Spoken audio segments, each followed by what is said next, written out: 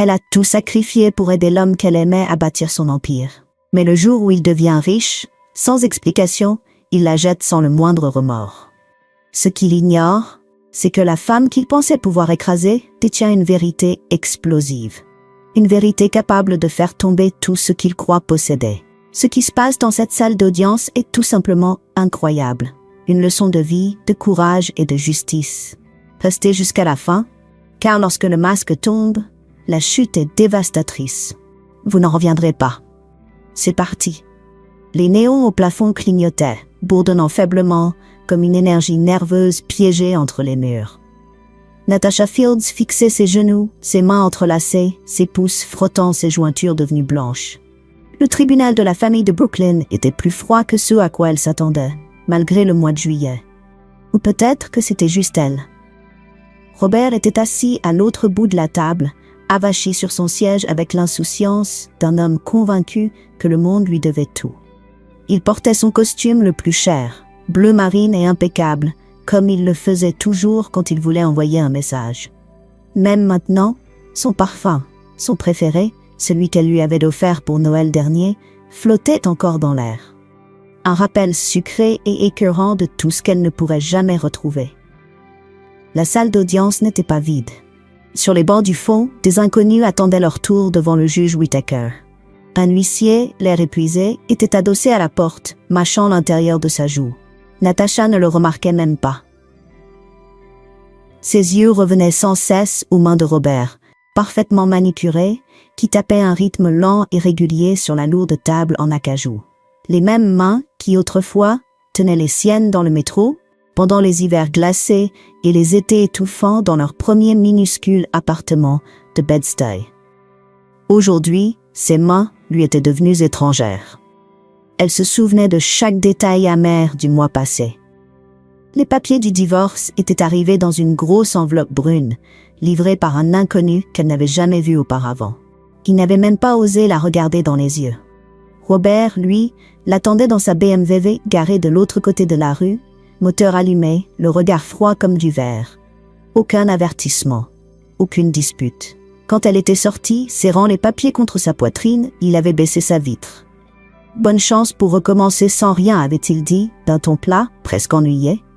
C'était la dernière fois qu'il lui avait parlé directement, jusqu'à aujourd'hui. Le greffier appela l'affaire, sa voix résonnant dans le silence. Affaire numéro 2217. Fields contre Fields. Natasha tressaillit en entendant son nom de femme mariée. Tamika Johnson, son avocate, se pencha vers elle et lui serra l'épaule. « Respire, Natasha », murmura-t-elle. « Ce n'est pas sa victoire aujourd'hui, on se bat pour tout. » Le juge Whittaker entra, sa robe flottant derrière lui alors qu'il s'installait à son bureau surélevé. Son visage était marqué, ses yeux fatigués mais vifs. Natasha sentit dans son regard quelque chose de las mais attentif. Le juge les observa longuement, s'attardant une seconde de plus sur Natasha. Elle se sentit mise à nu, comme s'il pouvait voir les années gravées dans ses os. L'avocat de Robert, Goodman, se leva, affichant un sourire suffisant dans son costume 3 pièces gris. « Votre honneur, nous sommes ici pour finaliser la dissolution du mariage entre mon client, Robert Fields, et la partie défenderesse, Natasha Fields. Les termes sont clairs. Un contrat prénuptial attribue tous les biens actuels et futurs, y compris l'entreprise, à M. Fields. Mme Fields a droit à une modeste compensation. » Ces mots étaient lisses, rodés, condescendants. La gorge de Natasha se serra. Tamika se leva, imposante dans son blazer noir parfaitement ajusté. « Votre honneur, nous contestons la validité et l'applicabilité de cet accord prénuptial.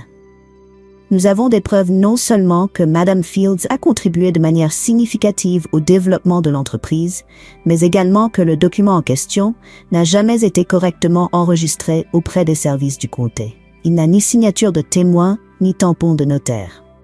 Nous demandons à la Cour de prendre en compte la réalité de ce mariage, les sacrifices consentis et l'origine véritable de ses actifs. » Robert leva les yeux au ciel, fixant droit devant lui, évitant de croiser le regard de Natasha. Le juge leva la main pour faire taire toute autre intervention. « Nous allons commencer avec les témoignages. Madame Fields, veuillez vous lever. » Les jambes de Natasha tremblaient en se levant. Son cœur battait si fort qu'elle craignait que l'huissier puisse l'entendre. Elle parla lentement, sa voix d'abord faible, mais qui gagnait en force à chaque mot. Quand Robert a créé son entreprise, nous n'avions rien. Je cumulais 2, parfois 3 emplois, juste pour payer le loyer. J'ai conçu son site internet. J'ai aidé avec ses premiers clients. Je gérais les finances parce qu'il ne savait pas comment faire. Quand l'entreprise a eu son premier investisseur, c'est moi qui l'ai convaincu de nous faire confiance. Elle regarda Robert, dont le visage était figé, impassible. Tout ce que nous avons, nous l'avons construit ensemble.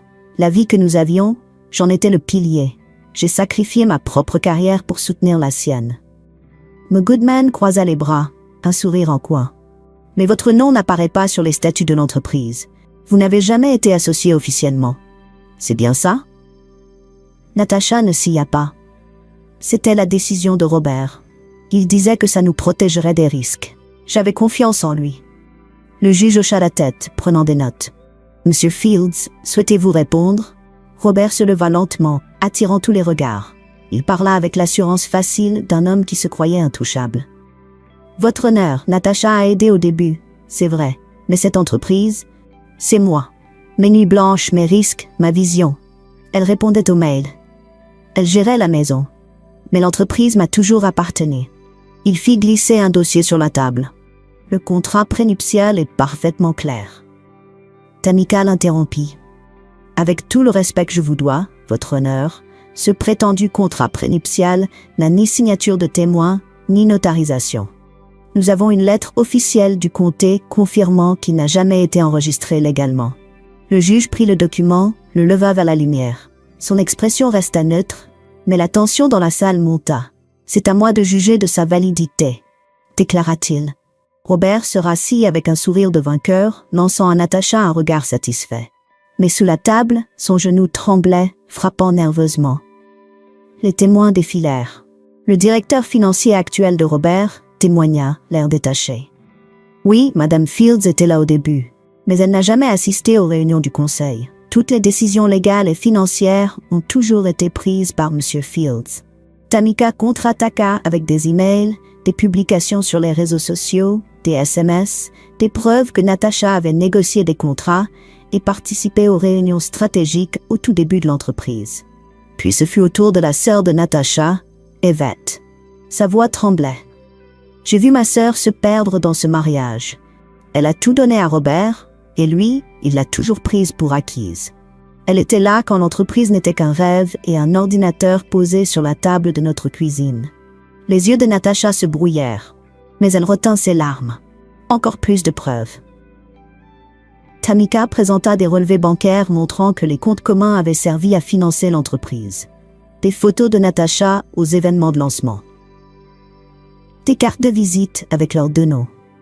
Chaque détail ébranlait un peu plus la confiance de Robert. Sa mâchoire se serrait. Ses lèvres devenaient minces. La journée avançait, le soleil baissait, projetant de longues ombres bleutées sur le sol de la salle d'audience. Natacha était épuisée. Mais elle tenait, droite, sentant tous les regards sur elle, attendant qu'elle craque. Le juge finit par ordonner une pause. Natacha se retrouva seule dans le couloir, appuyée contre les carreaux froids. Tamika la rejoignit, lui tendant une bouteille d'eau. « Il est déstabilisé, dit-elle à voix basse. Tu as été formidable. Tiens bon, c'est presque fini. » Natacha hocha la tête, avalant avec difficulté. Lorsque l'audience reprit, l'ambiance avait changé. Robert avait perdu de son assurance. Le regard du juge restait fixé sur lui, pesant, scrutant. M. Goodman rappela Robert à la barre. « Monsieur Fields, pouvez-vous décrire votre situation financière au moment de votre mariage avec Madame Fields ?» Robert répondit d'un ton sec, défensif. « J'avais quelques dettes, mais de grands rêves. J'ai toujours su que je réussirais. Natacha m'a aidé, oui, mais c'est ma détermination qui nous a menés là. » Tamika ne le lâcha pas. « Alors, si vous étiez si prometteur, pourquoi aviez-vous besoin du salaire de Natacha pour payer le loyer? Pourquoi utiliser les comptes communs pour les dépenses de l'entreprise? Pourquoi est-elle indiquée comme personne à contacter en cas d'urgence sur les documents d'origine de votre société? » Robert hésita, cherchant ses mots. C'était juste de la logistique. Elle était là, mais c'était toujours ma vision. La voix du juge trancha l'air comme une lame. Parlons du contrat prénuptial. Monsieur Fields, avez-vous la preuve que ce document a bien été enregistré auprès du comté, comme l'exige la loi de l'État de New York? M. Goodman fouilla nerveusement ses papiers. Nous avons une copie, votre honneur. L'original devrait être chez le greffier. Tamika fit glisser une lettre tamponnée sur la table. Votre honneur, voici une réponse certifiée du bureau du greffier.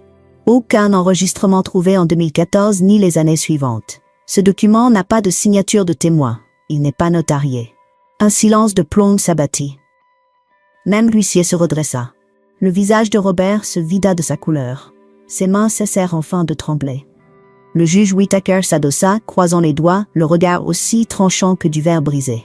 Monsieur Fields, c'est une omission grave. La loi exige qu'un contrat prénuptial soit dûment signé, notarié, témoigné et enregistré. Sans cela, il n'a aucune valeur légale. Robert tenta d'intervenir, mais sa voix se brisa. Votre honneur, ce n'est pas juste. Elle est juste. Le juge leva la main. Assez. Pendant un instant, le seul bruit que Natacha entendit fut son propre cœur battant dans ses oreilles. Elle fixa Robert, qui, pour la première fois, la regardait. Et pour la première fois, elle ne vit plus l'arrogance dans ses yeux, mais la panique. Le juge reprit, la voix lourde, solennelle. Sur la base de toutes les preuves présentées, les emails, les documents financiers, les témoignages et les chèques d'exécuter et d'enregistrer le contrat prénuptial, la Cour statue en faveur de Mme Fields. Les biens, l'entreprise et les avoirs sont intégralement attribués à Mme Fields. Il n'y aura pas de partage. Monsieur Fields, vous avez droit à une part des économies communes et à un véhicule.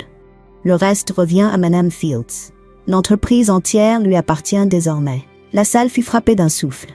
M. Goodman balbutia, mais le juge était déjà en train de remplir l'ordonnance finale. Le visage de Robert se transforma. Choc, incrédulité, puis un vide total. Le sourire arrogant, la moue prétentieuse, tout avait disparu. Il tenta de parler, mais aucun son ne sortit. Natacha soutint son regard, calme, impassible, la mâchoire serrée comme de l'acier. Le greffier apporta la dernière pile de documents au juge, qui signa d'un geste lourd, puis regarda Natacha droit dans les yeux. « Vous pouvez vous asseoir, Madame Fields. La décision du tribunal est définitive. » Natacha se laissa tomber sur sa chaise, ses jambes prêtes à céder. Ses mains, désormais stables, étaient posées à plat sur la table.